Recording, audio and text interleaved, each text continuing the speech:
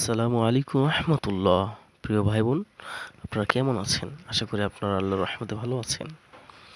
আপনাদেরকে আমি শোনাতে যাচ্ছি একটি ছন্দ। আমাদের বাংলাদেশ বিষয়ে আমি লেখার চেষ্টা করেছি। এই ছন্দটি আপনাদেরকে আমি শোনাবো।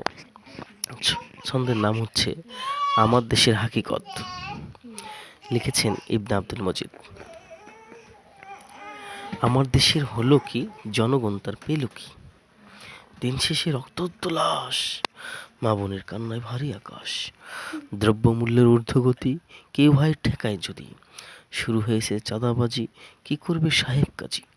চাঁদাবাজিতে পাকা আমার বাজি, তখন করেছে এক ভাই, এখন তো আরেক ভাই।